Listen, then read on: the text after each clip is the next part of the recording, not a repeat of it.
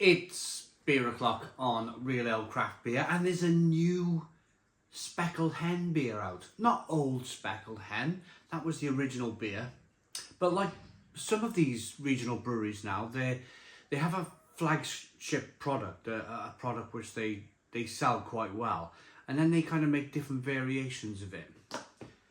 Old Speckled Hen being Greene King's flagship beer, actually by Morland really. We've lost the, well, we haven't actually. I was about to say we lost the Morland name on this, but you can see past the condensation on the bottle. It's still imprinted on the bottle, but it's not on the label anymore. But it does say on the back, fair play, beer brewed by Morland Brewing, Bury St Edmunds, Suffolk. It's Greene King. It's Greene King. It does have the Morland bottle cap. It's quite interesting actually that they've kept this name, Morland, going, which I like. It shows a bit of class, I think, in that they bought the brewery a number of years ago now, and they've chosen to keep it around. Unlike someone like Marston's Brewery, who have killed off Wychwood.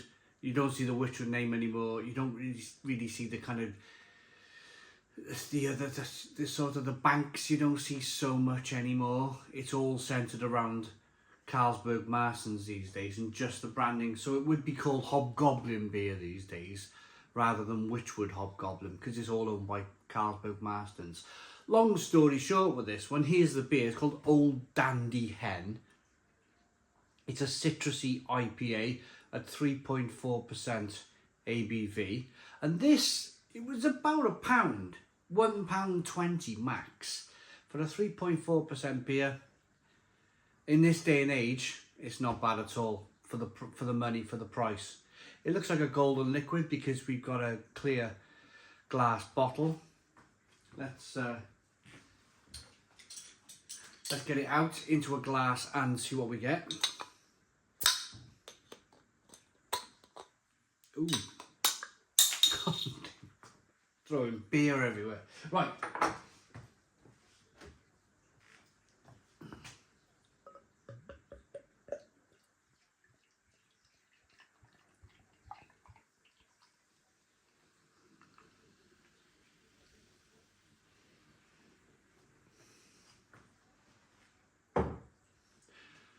So, here we go then. Good levels of carbonation in the glass. It's clear to look at. We've got a very small sort of film of a head. Let's get the aroma on the beer. It's not a bottle conditioned beer. There's no sediment in here whatsoever. Let's get the aroma.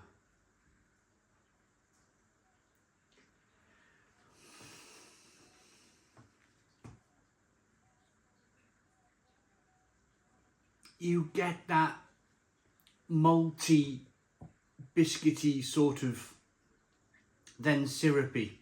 What I once would have called regional brewery smelling beer. I would have kind of classed it as that, but I've kind of really whittled it down to being generally these days glucose.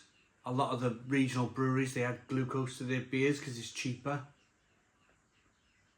Bit of a running theme now with the channel, but if I'm to review, say, something crisp and clear and you know, which conforms to the Reinheitsgebot, the German purity law, something pure with only malts, hops, yeast and water in, then I'm going to tell you about it.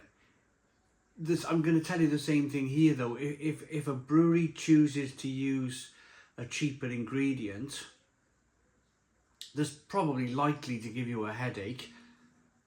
I'm going to tell you that too. That's what I'm here for. It does smell quite sweet, but then again, it is quite hoppy at the same time. And then again, what can you expect for £1 these days? So let's dive into this one then. Cheers, everybody.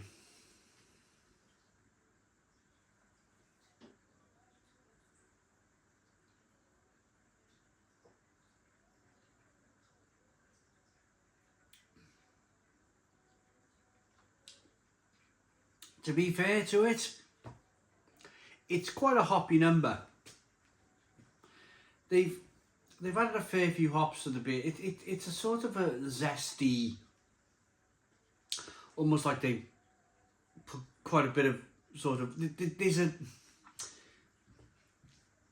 a little bit of an astringent aftertaste. There's a little bit of an astringent bitterness coming through.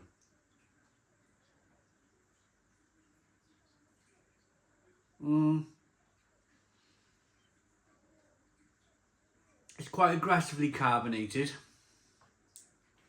You can probably tell by my face, it's not the greatest beer that I've ever reviewed. It was never going to be. The question is, and again, this is just being fair to myself and fair to my viewers, and maybe even fair to the brewery. When can I see myself drinking this? If I couldn't afford anything else and I just want something for £1, would I still buy this? Would I still buy 4 bottles of this and session this for £4, £5 if it's £1.20? Do you know, even at £1 or £1.20, I'm not sure I would. I'm not sure I would. In fact, I probably wouldn't. I probably say I was visiting. Let's just say we're in the summertime. As a story goes, I get invited to a barbecue. I got next to no money in my account, and I think, what do I bring? If I was to go to the shop with my last £5 in my hand, they said they'd feed you at the barbecue. You got your last £5 in your hand. Do you choose to bring 5 bottles of this, or do you contact the person who's invited you to a barbecue and say, look, make up an excuse really. I've got to get up early in the morning, or I've got to do something early in the morning, or work or whatever, or do something. Do you mind if I come along but drink cups of tea, or glasses of water, or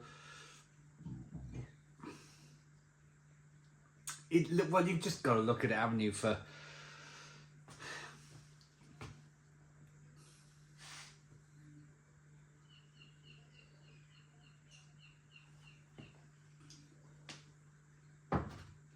it's astringent.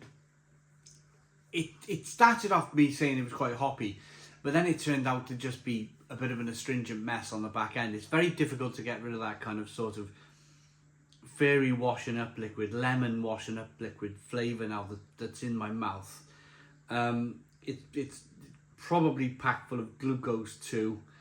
If I was to drink 4 or 5 bottles of that, it would give me the most outrageous headache in the world. So I just prefer not to drink it these days. You just learn lessons in life, don't you? I've been standing here reviewing beer with you guys now for the best part of 15 years, and if I was drinking this 15 years ago, I'd be like, yeah, come on, let's get this down, let's drink it.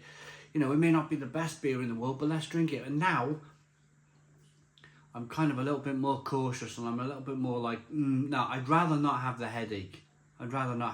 So it's quite a poor beer, actually. I'm going to say 3 out of 10.